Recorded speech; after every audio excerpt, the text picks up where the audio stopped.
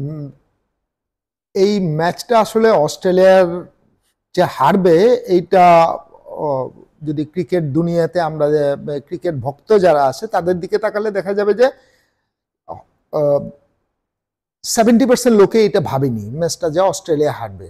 কারণ হলো যে অস্ট্রেলিয়া সবসময় সেমিফাইনাল, ফাইনাল এইসব ম্যাচগুলোতে অস্ট্রেলিয়া সবসময় দারুণ, দুর্দান্ত। সেটা যেই প্রতিপক্ষই হোক তাদের সবার সঙ্গে অস্ট্রেলিয়া এক ধরনের একদম শেষ পর্যন্ত লড়াই করে যায়। তো আজকের ম্যাচটা প্রথম একটা পর্যায়ে অস্ট্রেলিয়ার খেলাটাই যেটা মনে হচ্ছে যে অস্ট্রেলিয়া উইকেট হারিয়েছে শুরুতেই, কিন্তু তারপর খেলাটা স্মিথ ধরে ফেলেছিল, স্মিথ এবং লাবুসিং ধরে ফেলেছিল। এরপর তারা তাদের জুটিটা কন্টিনিউ করেছিল। ওই সময় ইন্ডিয়া মনে হচ্ছিল ম্যাচ থেকে আস্তে আস্তে ছিটকে যাচ্ছে। যাই হোক, কিন্তু শেষ পর্যন্ত ইন্ডিয়া ছিটকে যায়নি। একটা সময় যখন মনে হচ্ছিল অস্ট্রেলিয়া এই ট্রিকি উইকেট, আমি বলি এটা ট্রিকি উইকেট, এখানে ব্যাটিং করাটা একটু কঠিন, শর্ট খেলাটা, কারণ বল স্লো হয়ে আসে ব্যাটে। তো এখানে শর্ট খেলাটা যখন কঠিন তখন হলো যে এখানে 70 এরকম 280 রান হলে এটা ভালো।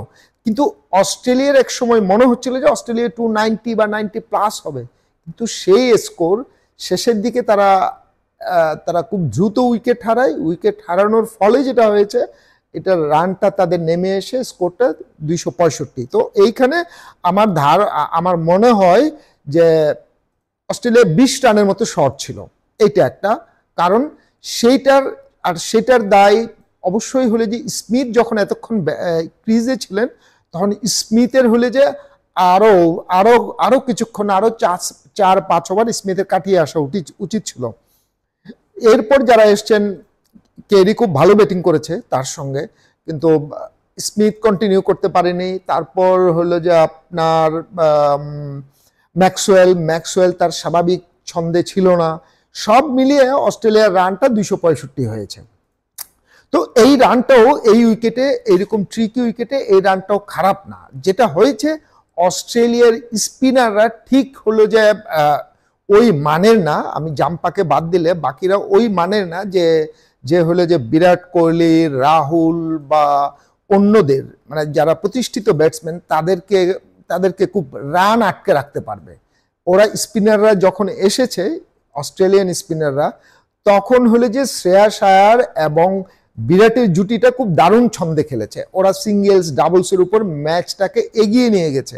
তখন মানে এমনভাবে খেলছিল, ওখানে কোনো রানের কোনো প্রেশারও আস্কিং রানের কোনো প্রেশারও তৈরি হচ্ছিল না, যার ফলে ওদের চেস করাটা খুব সহজ হয়ে গেছে। এবং বিরাট, আপনারা আগে থেকেই জানেন যে বিরাট হলে যে মাস্টার চেজার, সে চেজিংয়ে খুব ভালো।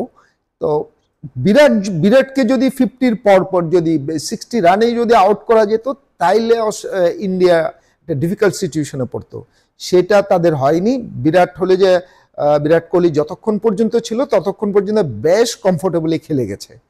তো মানে আজকে 84 রান করলো, মনে হয় যে one of the best innings তার এই টুর্নামেন্টে। সেঞ্চুরি করলো, এইটার চেয়েও এই ইনিংসটা অনেক ভালো ইনিংস, যে দেখার মতো ইনিংস।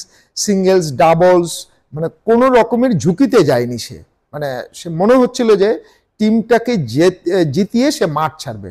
তো সেই জায়গাটা বিরাটকে আউট করতে না পারাটাই ছিল একটা বড়, অস্ট্রেলিয়ার জায়গা থেকে একটা বড় ব্যর্থতার জায়গা। এবং তারপর এরপর তো যখন বিরাট আউট হলো তখন ম্যাচ অলরেডি ভারতের হাতে, অস্ট্রেলিয়ার গ্রিপ থেকে বেরিয়ে গেছে ম্যাচ।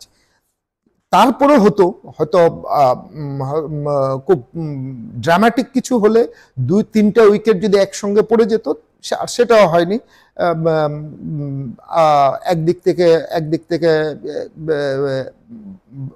রান করে যাচ্ছিল আপনার একদিক থেকে রাহুল রান করে যাচ্ছিল, অন্যদিকে হলো যে হার্দিক পান্ডিয়া বেশ কয়েকটা হলে যে মাসল, ঠিক একদম হলে যে তার যে পাওয়ার, সে পাওয়ারের বোধহয় খুব সম্ভবত 3টে 6 মেরেছে।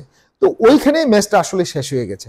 মোটা দাগে বললে অস্ট্রেলিয়ার 20টা রান শর্ট ছিল, আর তাদের স্পিনাররা সেই অর্থে ইন্ডিয়ান ব্যাটারদের জন্য কার্যকরী ছিল না, অথচ হওয়া উচিত ছিল।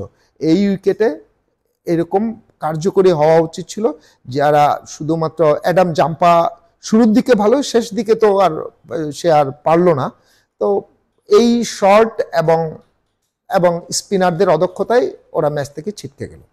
ভারতের বিপক্ষে ফাইনালে আপনি কাকে দেখছেন, দক্ষিণ আফ্রিকা নাকি নিউজিল্যান্ড? আমি নিউজিল্যান্ডকে দেখতে পাচ্ছি ভারতের বিপক্ষে, কারণ New Zealand one of the best team, one of the best team. ইন্ডিয়ার বিপক্ষে খুব নিউজিল্যান্ড চমৎকার ফর্মে আছে, খুব ভালো খেলছে। তো ও যদি ফাইনাল আসে, ফাইনালটা খুব জমজমাট হবে। এবং ওই ফাইনালেও যদিও ইন্ডিয়া একবার ওদেরকে হারিয়েছে, গ্রুপ ম্যাচে হারিয়েছে, তারপরও নিউজিল্যান্ডের সঙ্গে এই ম্যাচটা বড় কঠিন ম্যাচ হবে ইন্ডিয়ার জন্য। আবার ঠিক একইভাবে নিউজিল্যান্ডও এইরকম ম্যাচের জন্য খুবই তৈরি একটা টিম।